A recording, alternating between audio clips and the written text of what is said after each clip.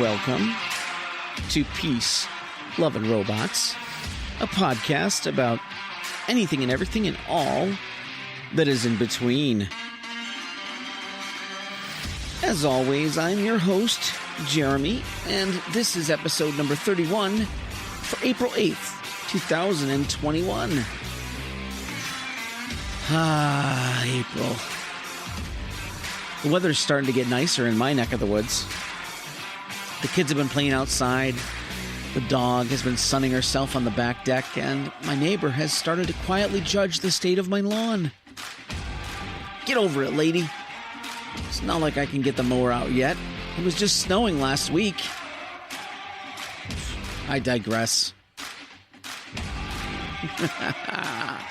This show is brought to you by the ads you hear at the beginning and the end of the show. So if you listen all the way through, I am forever in your debt. All right, let's get going here. I'm starting to hit this weird time of the year where I'm busy but not busy. I have things to do and less of a desire to do them. It's a malaise, sort of like this blah feeling. Because the enemy of progress is complacency. You make progress and then you stop. You figure you deserve a break, right? And then before you know it, you've gained back 3 of the pounds you've lost, and you haven't updated your bullet journal since before Easter. Yeah, that was me. That's what I'm looking at right now. I've been very disciplined this year. I've been eating better. I have been journaling every day, and I've been writing a few times a week. But something happened last week, and I can't even pinpoint it. Just fell off. So how do you get back up when you slip back a bit? I've had a lot of things going on in my personal life that I don't really want to delve into at this point. Maybe I'll do that later. But let's just say I've been sitting around waiting for the other shoe to drop. I was talking to my therapist last week for the first time in months, mind you, and I was bringing her up to speed about what I've been going through. Despite all the hurdles and obstacles I've been facing, I have seen so many examples of grace and generosity that at times I've been completely overwhelmed by it. As I was telling my therapist these things, she asked me, "When you hear yourself telling me this story, what do you hear?" I don't hear a lot of hope. I'm just waiting for the moment I turn the other corner and life kicks me in the teeth again.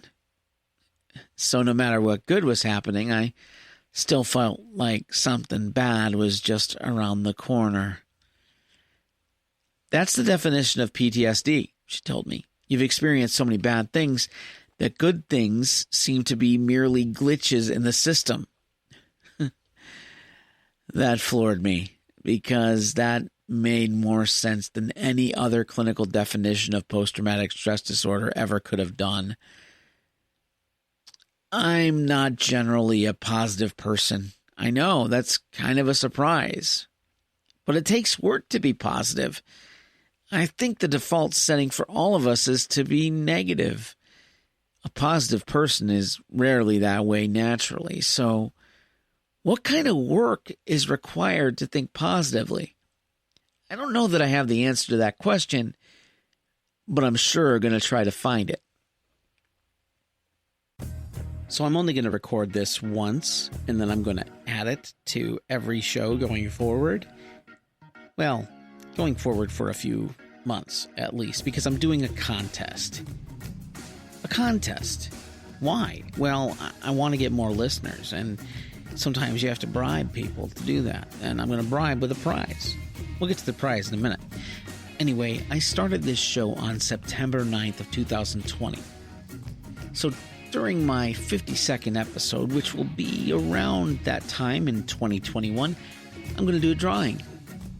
How do you get in? Well, you got to write a review of this podcast on the podcatcher of your choice. That means you can write it on Apple Podcast, Google Podcast, wherever you find it, because it's everywhere, right? Even Audible. And what you got to do is you can send me a link to that review along with the text and your name. And what I'm going to do is I'm going to put that review or your name in a little hopper, one of those things you turn around that you see at the bingo game where grandma goes. Yeah, that thing. I'm going to put it in one of those things. A metaphorical one, because I don't really have one. It's impractical to own a hopper like that. It really doesn't make any sense to own one, but it's a metaphorical hopper. But that's besides the point. Okay, so you're going to be entered into the hopper whenever you send me a link to a review that you do. So there's no limit to that. If you want to review it in multiple places, do that. And you get your name in the drawing for every one of those reviews. Yeah. And the other thing is you could share the show. Yeah, you could just tell your friends, tell your mom, tell your grandma, anybody. Don't tell your grandpa, because grandpas don't really know what podcasts are. At least older grandpas. I've discovered that there's people my age that are grandpas now, and they probably know what podcasts are. But there's not many of us in my age group that are grandpas. But you can tell them, I guess. If your grandpa's cool, you can tell them about this podcast. So if you tell them and they let me know by being a new listener, they can send me an email at the address, which I'll mention later on. And you can tell me who told them about the show, and I'll enter both your names into the hopper. Yeah, so there's no limit to the number of times you can enter. And the more people you refer and the more reviews that you post, the better your chances are to win the prize. Questions can be directed, along with your links and all that other stuff, to peacelovingrobotspod@gmail.com. That's peacelovingrobotspod@gmail.com. And, you can send me questions too. Yeah. There are restrictions. Of course, mostly if you don't live in the U.S., you can't enter. And the prize, well, the prize, it's going to be a $50 gift card to Amazon. Buy whatever you want. So, yeah, get out there, review the show, share the show. Let me know how you do. And we'll get some names in there. It's going to be fun. A few weeks back, I talked about the book Soundtracks. It's the latest by Jon Acuff.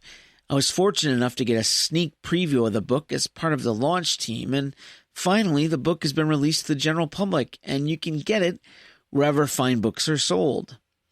If you haven't listened to episode number 27 of this podcast, titled I'm Not Dead Yet, So Why Not? And why haven't you really listened to it? I mean, come on. Let me give you the Cliff's Notes.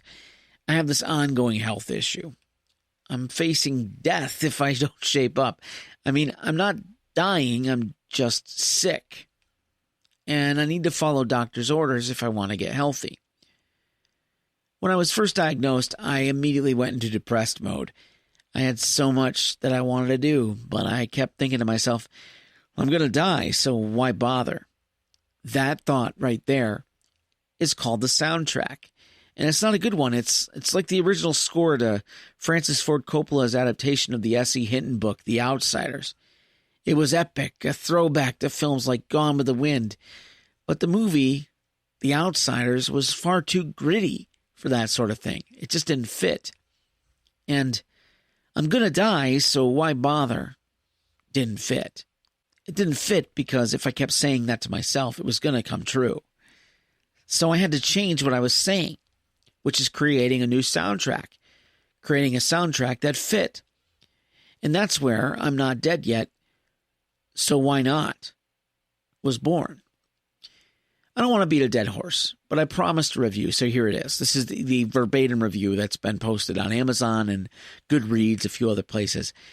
Jon Acuff deserves a much larger audience for his brand of self-help, because it's funny, practical, and not full of the typical mumbo-jumbo. Soundtracks is no different than his other books, offering solutions to the problem of overthinking that are simple and effective. I'll definitely be reading it again, just to drive some of the major points home a bit further. There you go. But here's the thing. I hate the Tony Robbins of the world. Sorry, they come off like car salesmen. And, if you know a good car salesman and a nice person that's a car salesman, no offense, but, but I don't like that positive thinking all the time, positive speak it into being, the secret stuff that, Oprah was pushing, that sort of stuff. That's just stupid. Okay? It's stupid. But repairs take work. And I'm going to fail at this, but I won't let one failure determine the overall outcome. There's another soundtrack. Don't let one failure determine the overall outcome. The next step is to take on the challenge of positive affirmations, which sounds kind of Tony Robbins to me.